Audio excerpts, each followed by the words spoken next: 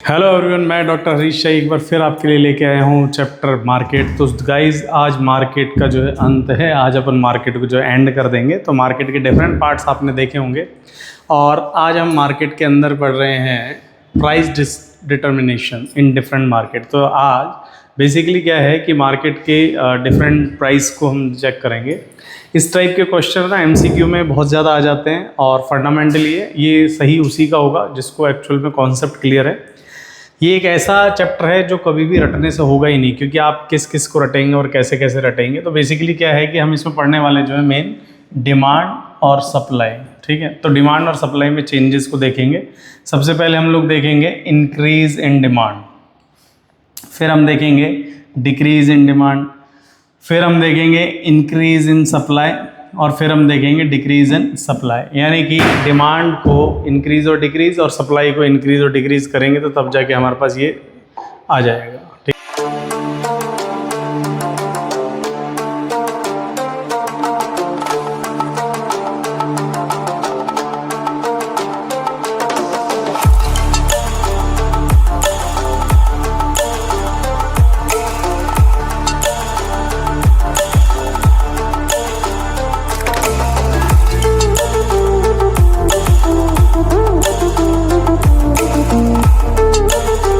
ठीक है।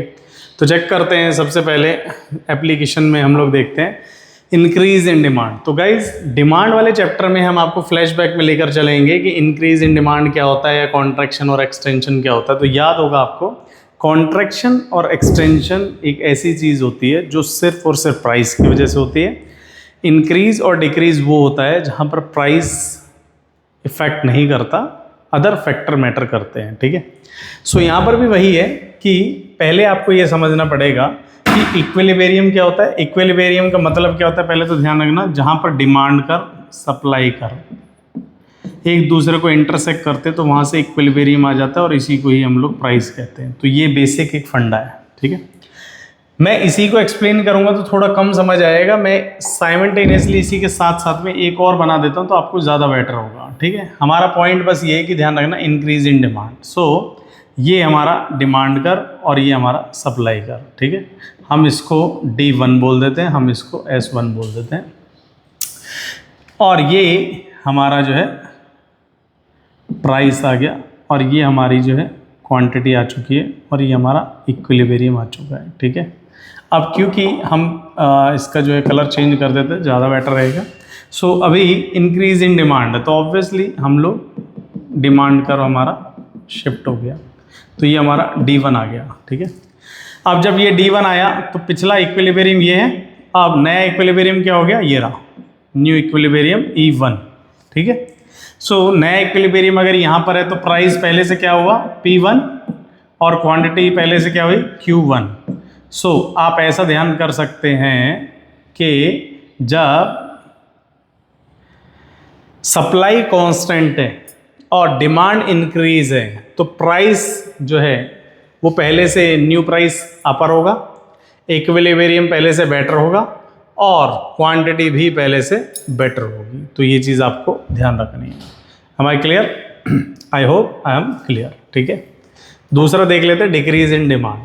तो डिक्रीज इन डिमांड को हम लोग नेक्स्ट उसमें देख लेते हैं डिक्रीज इन डिमांड में क्या हो रहा है। तो डिक्रीज इन डिमांड के लिए अगेन, क्योंकि इसमें क्या है कभी भी आपको कन्फ्यूजन नहीं होना, आपको हमेशा ग्राफिंग खुद की क्रिएट कर लेनी। तो ये हमारा डिमांड कर, ये हमारा सप्लाई कर। ठीक है, अब क्योंकि हम लोग चेंज कर रहे हैं तो चेंज के लिए हम लोग यहाँ पर इसको ले लेते हैं। सो अब डिक्रीज इन डिमांड कर रहे, सो पहले तो प्रीवियस प्राइस, प्रीवियस क्वांटिटी और प्रीवियस इक्विलिब्रियम को ले लेते हैं। ठीक है, फिर डिमांड को डिक्रीज करना है तो ऑब्वियसली डिमांड कर्व जो है डिक्रीज होके यहाँ आएगा, यानी कि ये हमारा D1 हो गया। सो देखो सप्लाई कर्व ये रहा, अब न्यू इक्विलिब्रियम कहाँ आ गया, ये रहा E1। तो नया प्राइस P1 और नई quantity Q1। So new price पहले से डाउन होगा, न्यू क्वांटिटी पहले से डाउन होगी, न्यू इक्विलिब्रियम पहले से डाउन होगा। सो इंक्रीज इन डिमांड और डिक्रीज इन डिमांड हमने पढ़ लिया है। अब एक बार देख लेते हैं, अब हम सप्लाई को छेड़ रहे हैं। जब सप्लाई को हम लोग यहाँ पर देख रहे हैं ध्यान से कि हम लोग क्या कर रहे हैं, इंक्रीज इन सप्लाई, तो उस केस में डिमांड कर्व हमारा देखो क्या है, कांस्टेंट। तो डिमांड कर्व को कांस्टेंट रखने के लिए हमको ऐसा ही बनाना पड़ेगा, डिमांड सप्लाई P और Q और ये E, ठीक है। अब हम यहाँ पर क्या कर रहे हैं, कोई कलर चेंज कर लेते हैं और डिमांड को कांस्टेंट रख दो। पहले हमने याद है डिमांड को चढ़ा था, अभी हम डिमांड को नहीं चढ़ रहे, सप्लाई को चढ़ा, तो सप्लाई पहले से बढ़ा दो। सो ये मेरा सप्लाई कर्व, डिमांड कर्व ये रहा, सप्लाई कर्व ये रहा, तो नया E ये बन के आया। तो new price P1, new quantity Q1 और इक्विलिब्रियम। सो इक्विलिब्रियम पहले से डाउन हुआ, क्वांटिटी पहले से बढ़ गई, प्राइस पहले से डाउन हुआ। तो ऐसे केस में हमेशा इस टाइप के क्वेश्चन में हमेशा क्या होता है कि सिचुएशन बना के देगा कि व्हेन द इक्विलिब्रियम ये increase in supply and demand remains constant, what will be the impact on the equilibrium, what will be the impact on the supply, what will be the impact on the new price, that's it. So ये तभी हो सकता है जब आपको ये सारी चीज बनानी आती है, अदरवाइज नहीं आएगा। नेक्स्ट देखिए डिक्रीज इन सप्लाई। तो डिक्रीज इन सप्लाई में देखो जरा, ये डिमांड कर्व खुद भी बना के देखो हमारे साथ, देखते हैं फटाफट से कौन बनाता है। डिमांड कर्व, सप्लाई कर्व, दोनों का इंटरसेक्शन प्राइस, दोनों का इंटरसेक्शन क्वांटिटी और ये इक्विलिब्रियम। और अब अपन कलर चेंज कर लेते हैं। तो कलर चेंज करने में सप्लाई पहले से डिक्रीज करनी है, तो डिक्रीज इन सप्लाई ऑब्वियसली यहाँ होता है, तो ये S1। So new equilibrium E1, price P1, quantity Q1। So पूछ सकता है when decrease in supply and demand remains constant, what will be the impact on the equilibrium, it will be higher than the previous. What will be the impact on P1, it will increase, what will be the impact on Q1, it will decrease। so I hope ये चार situation आपके लिए clear है, ठीक है। अब कई बार क्या आता है, ये एक फाउंडेशन में कई बार आ जाता है कि अगर डिमांड और सप्लाई दोनों में चेंज आ जाए, तो भाई अगर एक चीज़ ध्यान रखना कि डिमांड और सप्लाई दोनों में चेंज आ जाए और दोनों में सेम रेट से आ जाए, तो हमेशा प्राइस कांस्टेंट होता है, प्राइस हमेशा कांस्टेंट होता है। कैसे, हम आपको बना के भी दिखा देते हैं। देखिए अगर दोनों में इक्वल रेट से चेंज आएगा, यानी कि 10% से डिमांड में चेंज, 10% से सप्लाई में change, what will be the impact on the price will be same. ये डिमांड कर, ये सप्लाई कर, ये आपका P और ये आपका क्वांटिटी। डिमांड कर इंक्रीज D1, सप्लाई कर इंक्रीज, सो न्यू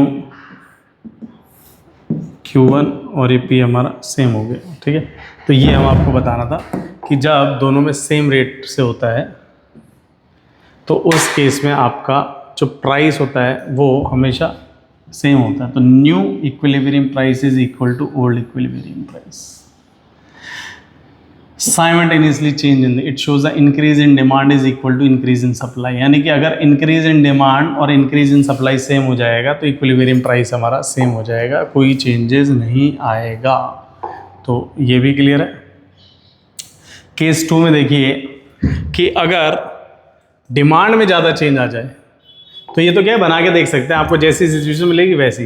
अगर डिमांड में ज़्यादा चेंजेस आ जाए और सप्लाई में कम, तो यहाँ पर आप खुद भी बना सकते हैं। ये डिमांड कर, ये सप्लाई कर, ये प्राइस, ये क्वांटिटी, ये इक्विलिब्रियम। डिमांड में हम लोग ज़्यादा चेंज कर देते हैं D1 और सप्लाई में हम लोग कम चेंज कर देते हैं, तो ये S1। तो ऐसे केस में क्या होगा, तो ये नया इक्विलिब्रियम बन के आया है। सो नया इक्विलिब्रियम में ये बन के आएगा, न्यू P1 पहले से बेटर, Q1 पहले से ज़्यादा रहेगी।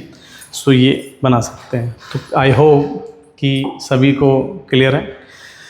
It shows the increase in supply is more than. अब अगर सप्लाई में ज़्यादा चेंज आ जाए और डिमांड में कम, तो ये देखो, ये डिमांड, ये सप्लाई।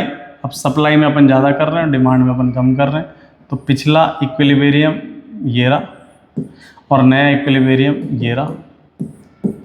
सो प्राइस पहले से कम, क्वांटिटी पहले से ज़्यादा और नया इक्विलिब्रियम पहले से डाउन हो जाएगा, ठीक है।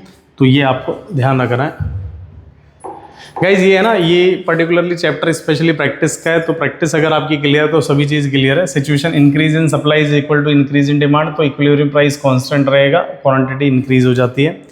ये टेबल अगर याद करनी है, आई होप आपको याद करने की ज़रूरत ही नहीं पड़ेगी, अगर आपको खुद को बनाना आता है खुद से तो वो काम हो जाएगा। Increase in demand is more than the increase in supply, तो यहाँ पर इक्विलिब्रियम प्राइस बढ़ेगा और इक्विलिब्रियम क्वांटिटी कम हो जाएगी। Increase in supply is more than the increase in demand, यानी कि सप्लाई में चेंजेस ज़्यादा है और डिमांड में कम है, तो ये इक्विलिब्रियम प्राइस कम हो जाएगा और इंक्रीज हो जाएगा। डिमांड एंड सप्लाई का और बोथ डिक्रीज तो कांस्टेंट प्राइस रहेगा, या बोथ इंक्रीज, ध्यान रखना दोनों में ही कांस्टेंट प्राइस हो जाएगा। ठीक है, ये सारा का सारा हम लोग बता चुके हैं, इसमें कोई भी कैसा भी कोई किंतु परंतु नहीं है। आप खुद भी बना के देख लें केसेस की इंक्रीज हो रहा है डिक्रीज हो रहा है, जैसे यहाँ पर है कि decrease in demand is more than the decrease in supply, यानी कि कम तो दोनों ही हो रहे हैं, लेकिन डिमांड जो है ये ज़्यादा कम हो रही है और सप्लाई जो है कम हो रही है, लेकिन उस केस में प्राइस का इम्पैक्ट पहले से डाउन है। दूसरे केस में क्या है कि decrease in demand is less than the decrease in supply, यानी कि यहाँ पर जो डिमांड जो है वो कम हो रही है और सप्लाई जो है ज़्यादा कम हो रही है। ठीक है, सारे के सारे हमने डिस्कस कर लिए, तो आई होप ये आपको क्लियर हो चुका होगा। Thank you so much. Video को लाइक करें, कमेंट करें और सब्सक्राइब करके ज़्यादा से ज़्यादा लोगों तक चैनल पहुँचाएँ। Thank you.